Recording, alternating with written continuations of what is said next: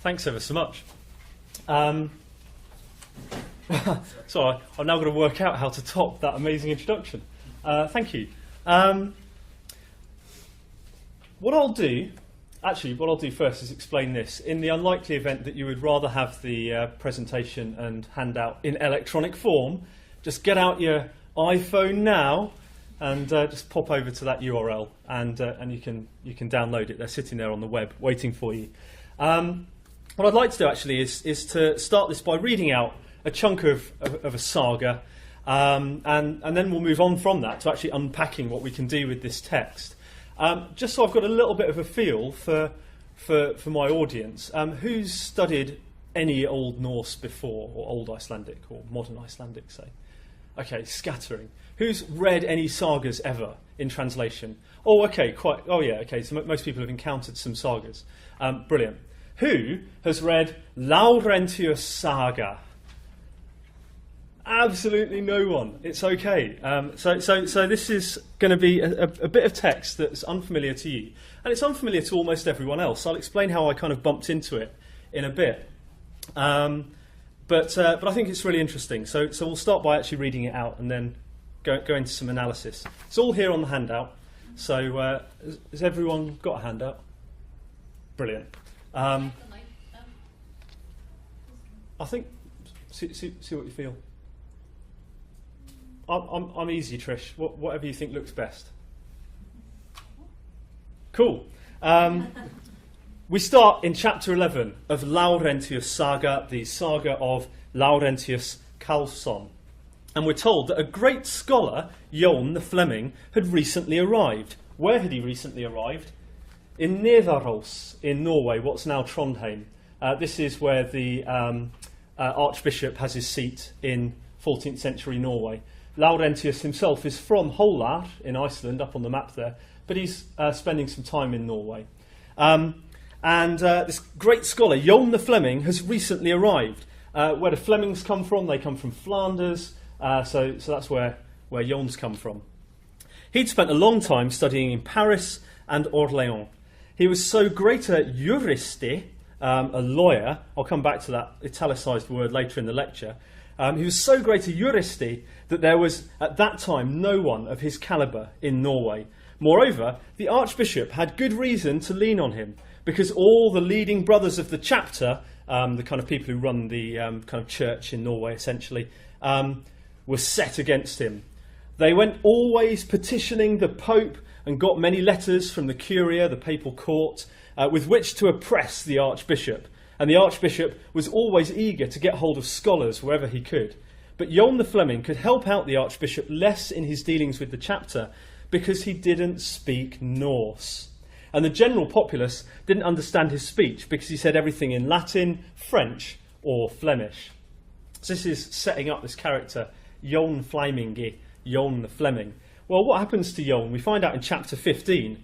The next thing to relate is that Laurentius was with Archbishop Jörundur in Nidaros and always studied the laws of the church which Master Johannes the Fleming read him. They were also good friends with each other. It seemed very funny to Laurentius that he struggled away at speaking Norse but made so little progress. Those of you who've learnt some Old Norse will perhaps sympathise with this experience. I certainly do. On one occasion, Jon the Fleming spoke to Laurentius. "I'd like it if you could have a word with my lord about him granting me St. Mary's here in the town, because it's currently vacant. There's no priest there, and Jon has switched into Latin to express this word, vacans. St. Mary's in Nidaros was a really important church, it's very wealthy. So this is actually a big request. In an academic context, it's a bit like me going up to someone and saying, "Hey, you know that lectureship that you've got empty, can I have it?" It's a very similar arrangement, in fact. Laurentius replied, "How could that happen when you can't speak Norse?" "I can say what I need to," said Jon, "and what I'm required to."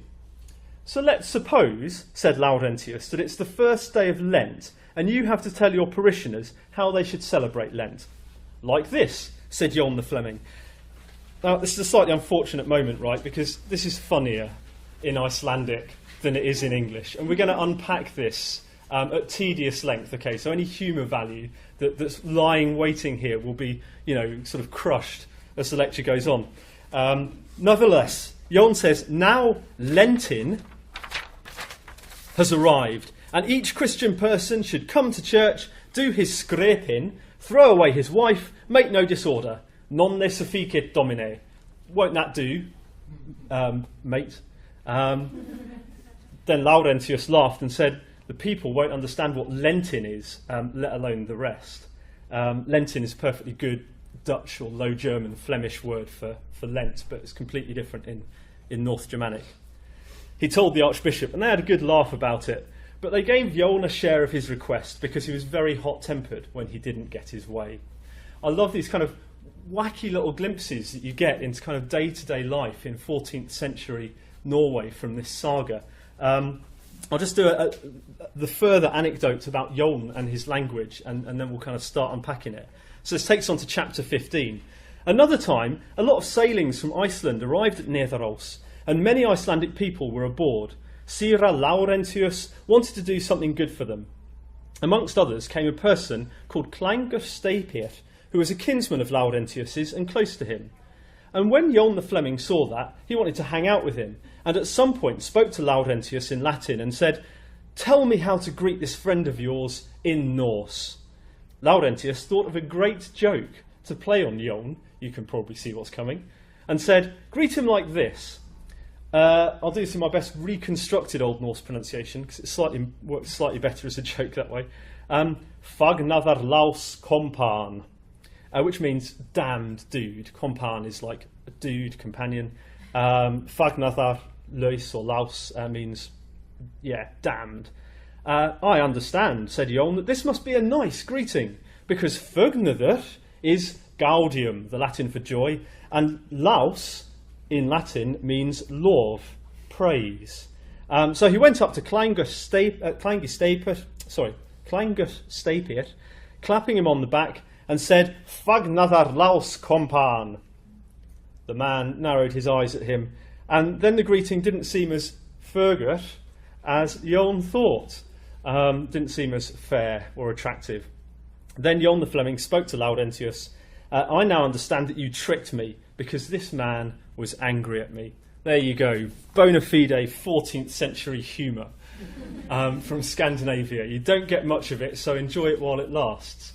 And it's these episodes that I want to unpack, and I want to kind of use this lecture to think about how multilingualism is working for Icelanders in the 14th century, and to some extent for Scandinavians more generally.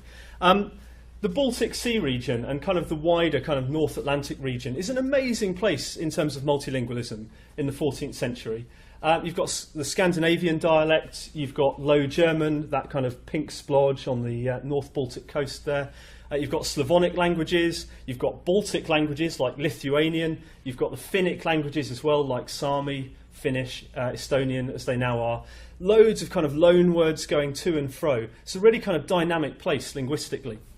I really like it. I should probably explain that I came to this topic actually through supervising a couple of PhD students, both coincidentally Canadian. One's this lass, Erica Sigurdsson, and her name will come up a few times. I'm not actually plagiarising anything they're doing, you understand, but I wouldn't have got round to reading Laurentius' saga if I hadn't had this student turn up working on the church in 14th century Iceland. There's also this lass, Cheryl MacDonald, graduate of this very university, who's doing a PhD on a probably 14th century romance saga. And both of these lasses have kind of brought me into contact with all sorts of ideas that led me to kind of give this paper, and I just wanted to kind of give them credit here. And their names are going to come up later, so you might as well know who they are.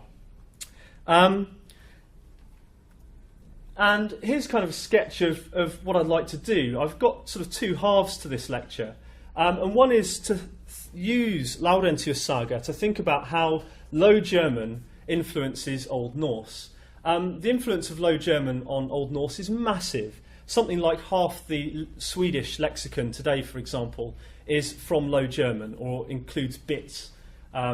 Words include bits from Low German. we've got some really fundamental questions, socio-linguistic questions floating that no one's really got a grip on yet, about how mutually intelligible Norse and Low German were, how it was that this kind of linguistic transfer took place. There's also this kind of idea doing the rounds, I quote this chap Braunmüller here, that generally hardly any comments are to be found concerned with questions of problems of multilingual communities during this period. And it's true. You can open pretty much any medieval text, right? You can have a saint or a knight in a romance wandering all over Europe, and it never talks about how they managed to communicate in a multilingual environment. If you're interested in how linguistics is working in the Middle Ages, it's sort of a bit of a frustrating gap. But actually, these Icelandic sagas give us some small but really interesting kind of glimpses into this multilingual world that people have so far apparently missed. And I'd also like to then talk about why are 14th century Icelanders writing about this stuff? Why are they kind of concerned about it when no one else in Europe really bothers to write about how do you actually communicate with Jon the Fleming? How does Jon the Fleming get on if he actually kind of takes on work in a church? It's been observed that Icelandic romances that are being written around the 14th century are kind of really fascinated with multilingualism as well. I'll touch on that in due course. And we'll be able to look at this kind of nerdy network of known saga authors who are communicating with each other in the 14th century and all thinking about multilingualism together. A subtext to this is kind of the thread that runs through all the three lectures that I'm giving here. And that thread is kind of Iceland and its literature in the 14th century, and specifically the romances that Icelanders are writing in the 14th century. All those of you who put up your hands when I said, has anyone read a saga, have almost certainly been reading Íslendingasögur, these sagas that are about Icelanders set in Iceland, mostly during the Viking Age. Things like Njál's saga, Laxdæla saga, Grettis saga. Hopefully some of those names ring some bells. There's been very little study of the huge number, well 50 odd, it's pretty huge from the Middle Ages, huge number of romances that Icelanders write, more from the kind of late 13th century to the 14th century. And so right through my lectures I'm picking up on that sort of neglected material and trying to kind of do some groovy stuff with it. And generally just promoting the 14th century as a really interesting period for Icelandic literature and culture. Many of you will know, if possibly all of you will know, that Iceland came to be ruled by Norway between about 1262 and 1264. And in kind of traditional Icelandic worldviews, that was just the end of all good stuff. And after that, all the good literature was over and all the fun was over, and it's just rubbish. And it's a bit of an overstatement, but that kind of thinking does permeate the scholarship, both by Icelanders and then by kind of other people working on Iceland. It even permeates, paradoxically, Norwegian scholarship. Norwegians have been so invested in kind of adopting Icelandic literature as their own. The Icelandic king sagas about Norwegian kings, Íslendingasögur, like Egil's saga, which is set in large part in Norway. Norwegians have been so invested in kind of taking on this Icelandic literature that when it stops talking about Norway explicitly and stops giving us these kind of amazing Viking heroes, Norwegians too lose interest, and they also kind of say, oh no, Norwegian literature ended in 1262 as well. There's a remarkable gap. And it's quite paradoxical as well, because actually from about the late 13th century, 1280s onwards, Norwegians start writing more and more. It's just that they're not writing literature as we conceive it. They're writing charters and letters and documents. So this explosion in Norwegian literacy has gone almost unstudied. Yes, because it doesn't involve stories about Vikings, as far as I can tell. That seems to be broadly the picture. So that's the subtext to all that I'm doing here, trying to kind of bring the 14th century out and do cool things with it. Right, well, let's dig into this Low German influence on Old Norse then and get a bit linguistic-tastic. Some of this will be totally familiar to some of you, but I just want to make sure that we're all on the same page. Most of you at some point or other will have seen a kind of language family tree like this. English is down there on the bottom left, descended from Old English, descended from Anglo-Frisian, part of this West Germanic family, descended, of course, from Proto-Germanic. And there in a different branch, off goes North Germanic, so it kind of divides off from English and becomes Icelandic, Faroese, Norwegian, Danish, and Swedish. So we've got these two genetically related, as it were, language families. And that's, of course, a very conventional way of portraying language change, language relationships. But it implies that time always involves divergence. As time goes on, you get more branches on the tree kind of gets bigger, stuff gets more different. Actually, has anyone ever learnt a modern Scandinavian language other than Icelandic? Oh, yeah, such as? Svenska. Svenska, yeah, bra. Bit of Swedish. And was that a hand up over there too? Okay, sorry. And have you actually learnt any Old Norse? Oh, alas. I was going to do a test, and I was going to ask this nice gentleman whether Swedish or Norse was easier for an English speaker to learn. As someone who's had a go at both, I think that Swedish is a lot easier than Old Norse.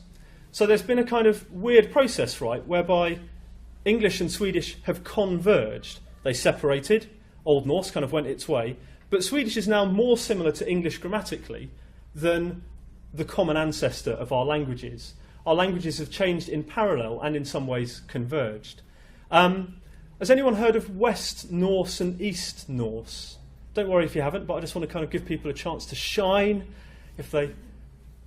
Oh, some evidence of knowledge down the front, but that's fair enough. They're employed to know this stuff. West Norse is a division that occurs in the Middle Ages whereby Norwegian and Icelandic go one way, and East Norse, being Danish and Swedish, goes the other way. So again, we'd expect Icelandic and Norwegian to be closer to each other today than they are to Danish and Swedish. This isn't the case. Norwegian's actually much more like Swedish now than it is like Icelandic. So we've had this kind of separation process, but also convergence,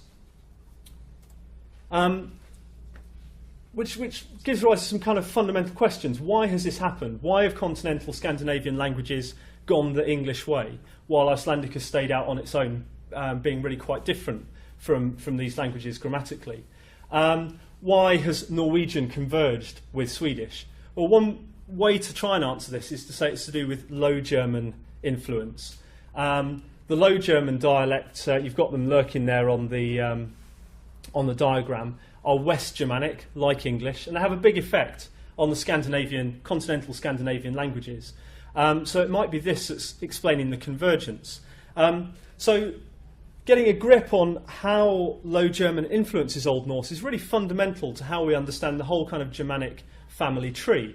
And it's fundamental to how we understand modern Scandinavian languages today, linguistically.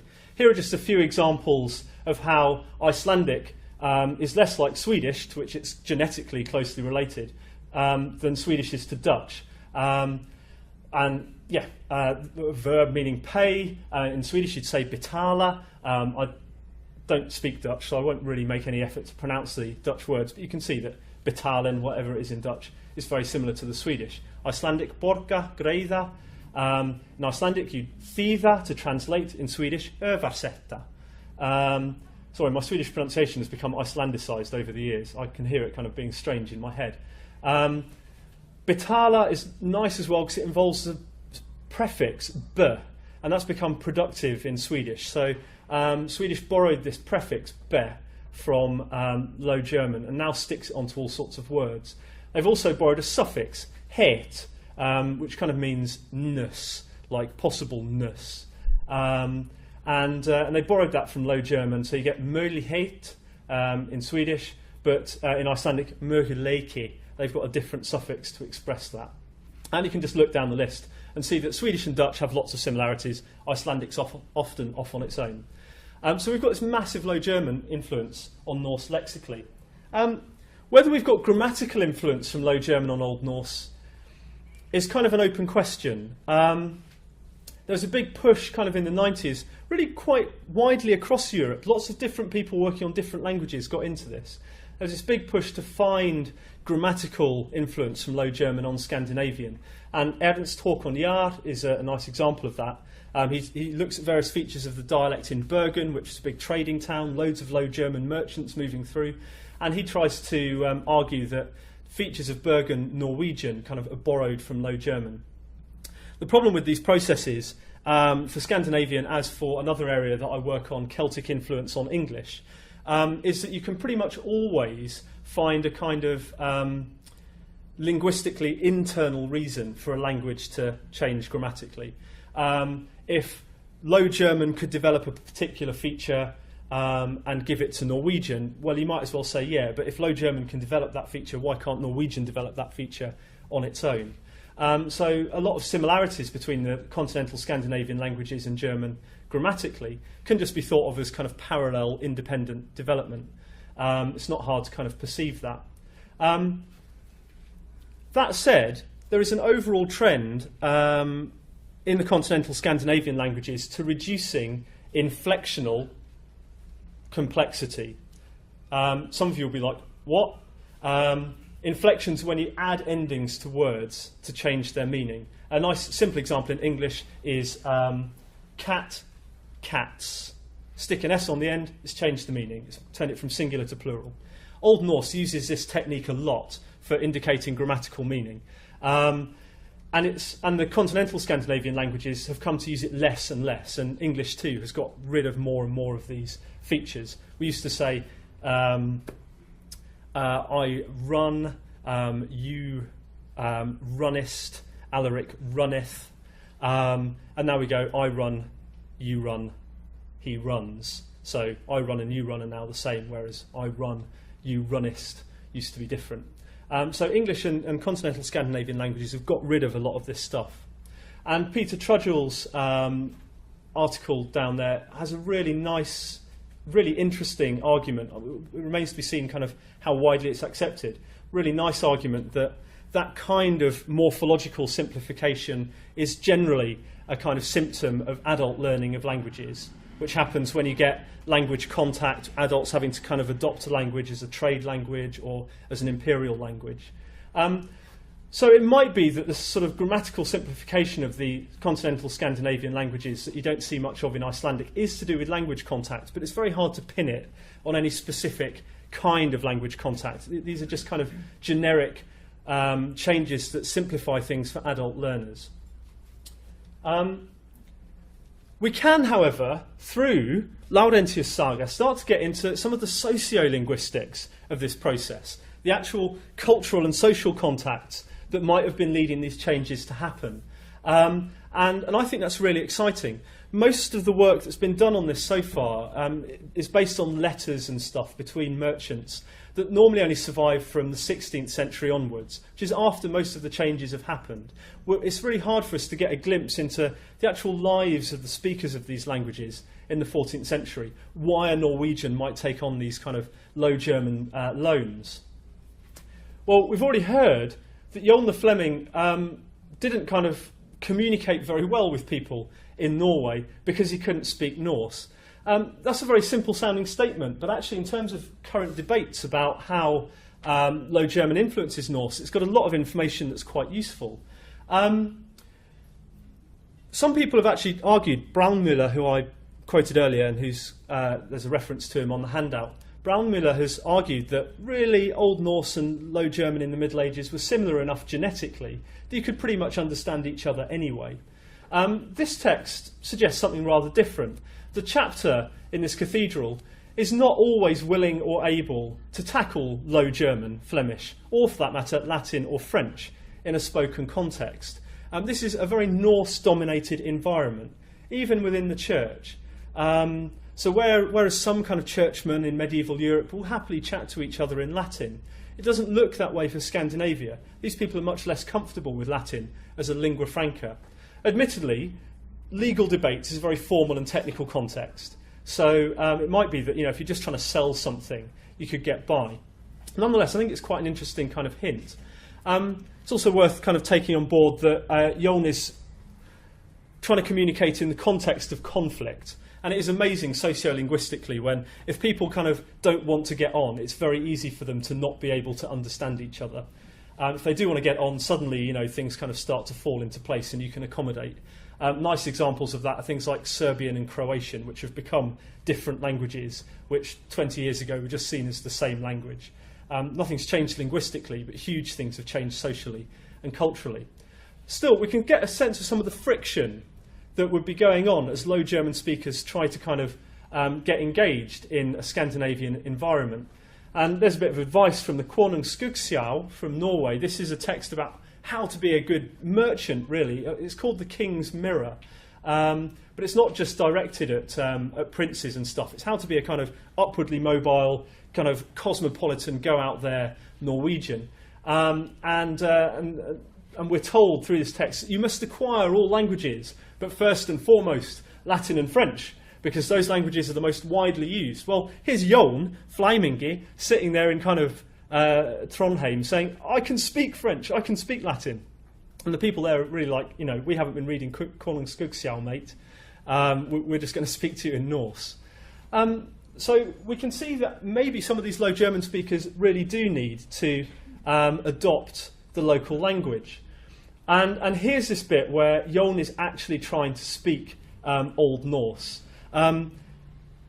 Someone here might have a counter-example, and I'd be delighted if you do. I've so far never seen an attempt to render the speech of a non-native speaker in a medieval text. This is a really unusual phenomenon that an author sits down and says, I'm going to write the way a Low German speaker would talk Old Norse. So it's an amazing little resource, and these emboldened words are all Low German loans. So Jon says, in this Malta, in this mode, or in this way. Nuerkomin lentin, Low German word for Lent. We hear that one should maki, make. We've got the word in English, but it doesn't really belong in Norwegian or in Old Icelandic. One should make no suk, no disturbance. These are all loan words he's just throwing in because he doesn't know the proper word. Gets worse, however.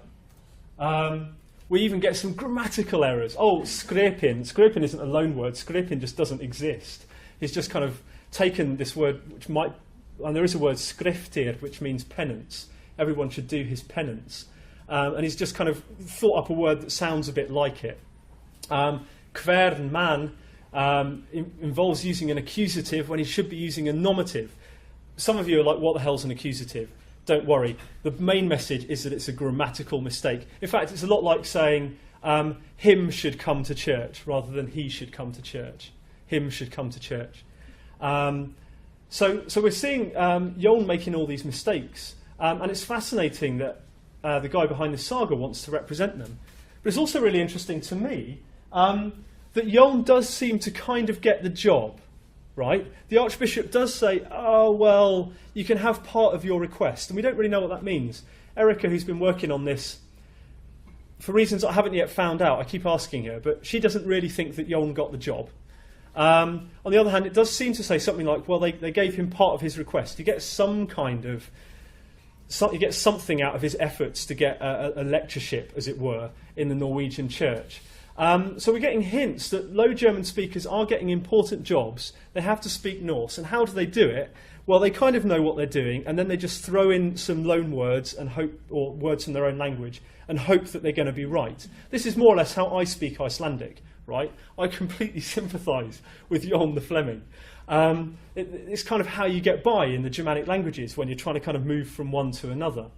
But that means that we're getting kind of prestigious figures who are kind of speaking in public context, potentially, who are therefore perhaps going to be emulated by their parishioners in this case. We're seeing some of the mechanisms whereby language learner features in Norwegian might actually come to be picked up by native speakers and used more widely. In fact, it's kind of nice that Jon does make this grammatical mistake in kvern man, Kristin, because that man form does indeed become the normal nominative form, the normal form that you'd expect in that position in Norwegian and the other continental Scandinavian languages. In Icelandic it would be maður, but Jon is actually moving with the tide here. Maybe he himself was helping that change to happen. So we can maybe even see a hint of grammatical change being kind of pushed by non-native speakers. Cool. That's me setting up then what we might be able to do with this text as a way to understand language change in 14th century Scandinavia. What I'd like to do for the second half of this lecture, though, is to move over to thinking about why Icelanders are writing about this. that involves some source criticism of what I've just said. What if all this is just a literary construct? What if this doesn't really represent how people are actually talking? What if it represents how saga authors want to imagine people are talking? So part of what I'm going to be talking about in the second half is problematising what I've done here, but it's also moving us into really kind of different and interesting territory. Let's think a bit about who's writing this saga, and then I'll kind of go through this slide. You've got a little biography there on the front of your handout if you want it. Laurentius' saga is written by Einar Hapleðason. He was a student of Laurentius's. He worked for Laurentius in the Icelandic church. Born about 1307, consecrated 1334. Composes Laurentius' saga sometime after 1346. We're not quite sure when. Bit of a cosmopolitan guy. We know he went to France at some point. That's quite a big trip to make, presumably via Norway.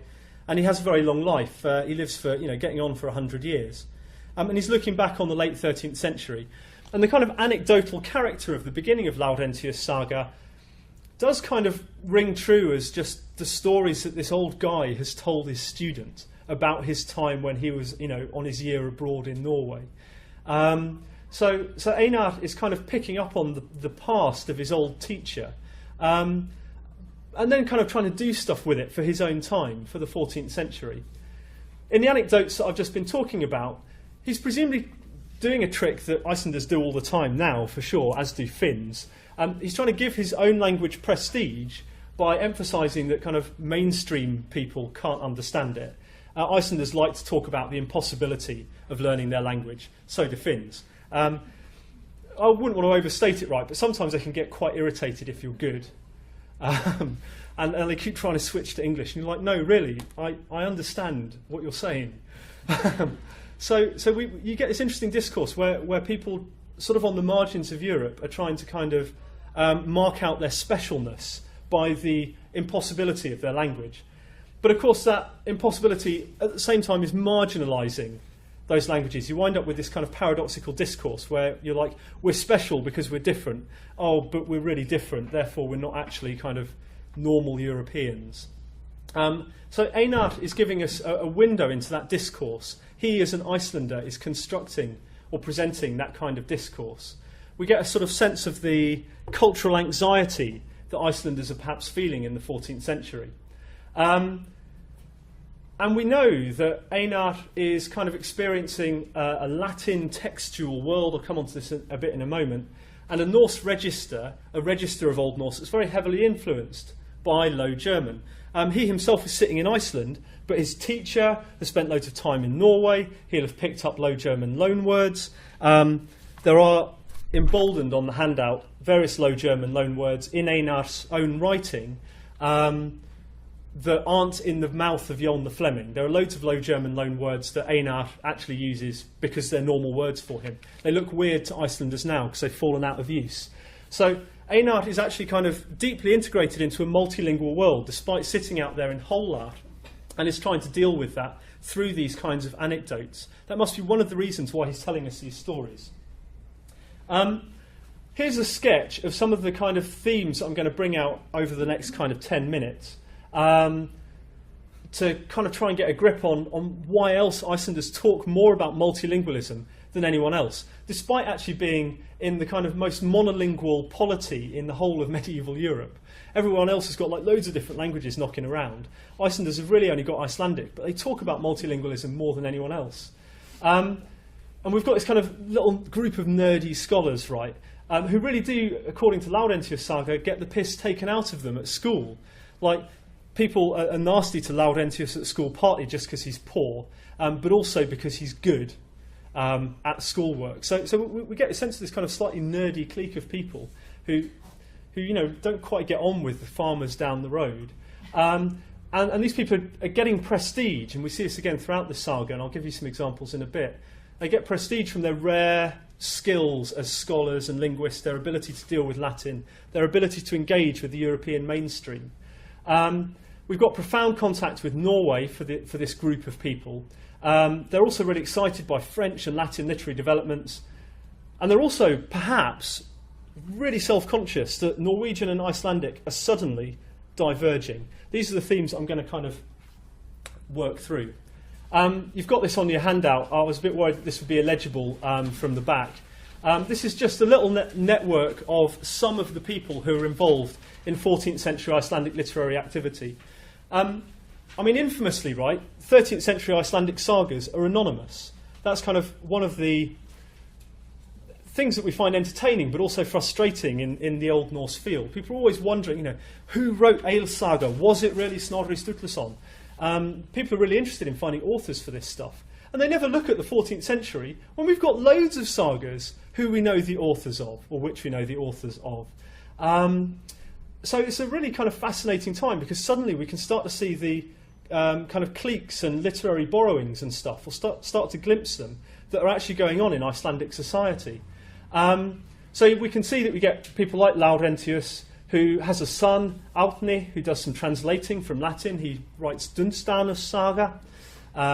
He does some composing of his own as well. He kind of edits Jón Saga Helga, the saga of Jón the Saint.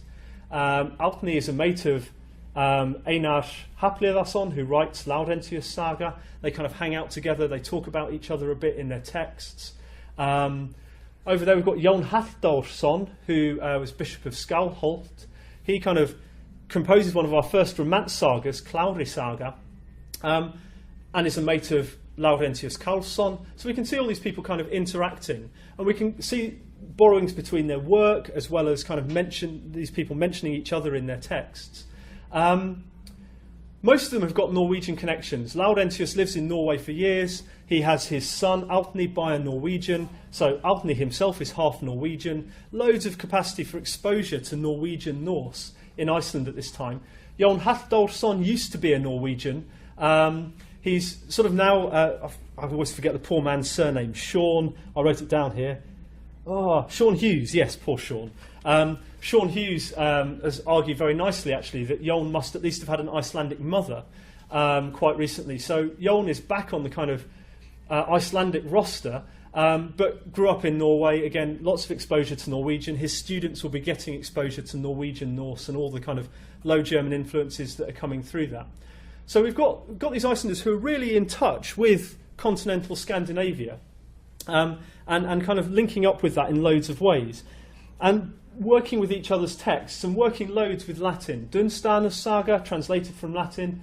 Einar translates a text from Latin called Atburður á Finnmörk, a miracle in Finnmark, which is the top bit of Norway. The main character there is an interpreter who interprets between Sami and Norwegian.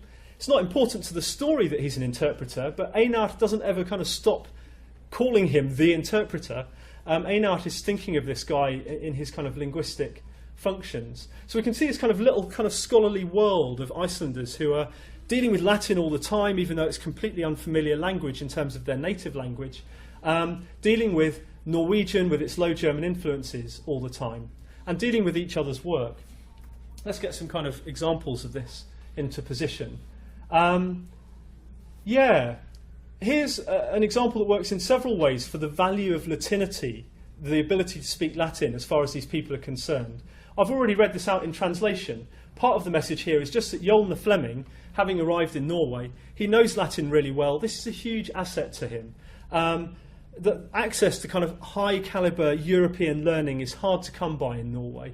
And if someone like Jón the Fleming has it, that's great for him. He passes it on to Laurentius, and Laurentius just dines out on it for the rest of his career as being the best lawyer in medieval Scandinavia, or in Western Scandinavia in his time.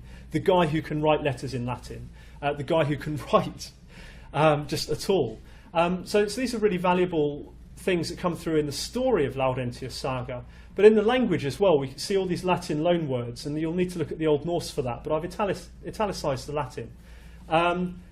Jón went to Paris and Orléans at studium, for study.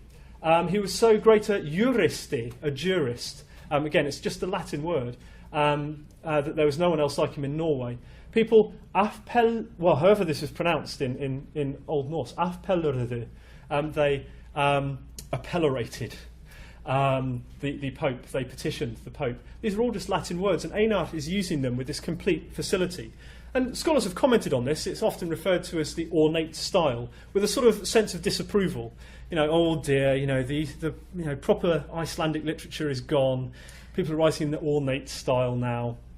But I think we can see here instead a real kind of vibrancy in Icelandic language and literature. People kind of reaching out to these loan words and doing loads of exciting things with their language. It's the kind of thing that Chaucer totally gets praised for, right? Chaucer brings in a French word, we're like, yes, we're nearly at the Renaissance. Hallelujah. Put him on the syllabus. And it's completely the opposite for Icelandic. But to me, it's a really exciting thing. So we can see the value of Latinity for this stuff. I won't go through this in detail, just for want of time. This is an amazing text because it involves some Old Irish or Middle Irish actually being represented in an Icelandic manuscript, which is totally cool. But it involves the same joke, basically, where someone tries to say something to a foreigner but says, you are cursed, rather than you are blessed or welcome or something like that. And this text, Gíslalautur, is by Árni Laurentiusson. We know that his work is informing the work of Einar Happiðason. Einar tells a little joke that's kind of similar. So maybe we're seeing some literary borrowing here, some motifs doing the rounds. But we can kind of certainly see a kind of interest in that community. And I would have liked to talk more about romance and don't have time. But this is from the saga that Cheryl's been working on, Nítida Saga. And it's probably the most groovy of the various kind of examples that these romance sagas produce of linguistic self-consciousness and multilingualism in this kind of 14th century world. We're at the end of the story, the big marriage has arrived. Obviously that's not how Íslendingasögur work. At the end of an Íslendingasaga, most people are just dying. But this is romance. It's all about getting a bride. It's set in France and India. Again, it's Icelanders reaching out to this kind of continental world and positioning themselves in relation to it. Indeed, the wedding was so entertaining for everyone that it's not easily said with an unlearned tongue in the outer regions of the world what joy there may be in the middle of the world when such courtiers come together. So here we've got an Icelander who's kind of saying, yeah, we're just right out on the edge, our language is rubbish. But of course it's playful, right? Actually this Icelander is totally enjoying the fact that really his language is completely capable for talking about the joy of a marriage in France in the middle of the world. So it's quite kind of playful, quite tongue-in-cheek, quite culturally assertive, but still very self-conscious about being on the periphery. Okay. I would have got into some serious linguistics had I had the time. You're probably breathing a sigh of relief that I don't. But the short message here is that the 14th century is kind of the time when Icelandic becomes modern Icelandic. Pretty much anything that's different in modern Icelandic phonology, often grammar, from kind of the Old Norse that we kind of normalise our additions to, happens in the 14th century. And Norwegian is kind of getting different as well from Icelandic because of all that Low German loaning and sort of very rapid urbanisation and other kind of social change. So where does this get us to? This gets us to a picture of the complex scholarly interconnections that are going on in the 14th century, the dynamic world that Icelandic authors are working in that period. It gives us some idea about why Norwegians are starting to kind of take on all these Low German loanwords. It also gives us some idea about why Icelanders are getting kind of edgy about multilingualism, why they're starting to feel that the mother country doesn't sound the same anymore, and why they're kind of writing about this so much. Thank you very much for your attention, and I might see you on the weekend.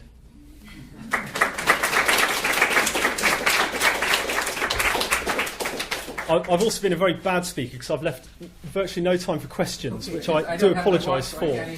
No.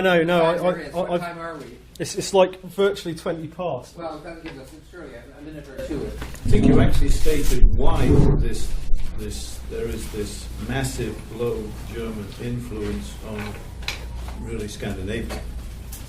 It seems from up here that it could be because of the Low German clerics, because of religion. Or I wonder what part trade played in this. But it's still not clear to me why there is this massive, and it is massive, as you say, well, certainly on the lexicon, think you're right, it's massive in the lexicon, why there is this Low German influence. Cool. So I regret that I didn't kind of talk more about the mercantile side of this, and that's been the standard narrative for the dominance of Low German. People with money and power and involvement in trade in the Baltic world in the 14th century are mostly these North German merchants, part of the Hanseatic League, as it's known. And they're just not producing evidence in the 14th century, and that's why I've wound up looking at this cleric. The merchants must be doing their thing as well. As to, why Norwegians are adopting this stuff, I've got further in this lecture than people have previously, and it's not very far. I completely kind of recognise that. But we can at least glimpse some of the difficulties that people are having learning Old Norse as a second language. We can glimpse the fact that they need to learn Old Norse as a second language because people aren't learning Low German in the 14th century. And we can see that they do have power and influence, and therefore Norwegians might start to emulate them with their kind of second language features. Just having a little bit of evidence for that, for me, is a step forward, but I grant you that it's not the whole story, and there's a lot more to be done. So, I don't know, people have classes to get to different places. I hope we will see you on Sunday. Oh, and totally, it's okay to email me or whatever, and I'm glad to meet you while I'm visiting over the next few days, so the email address is up on the front slide. So. Thank you.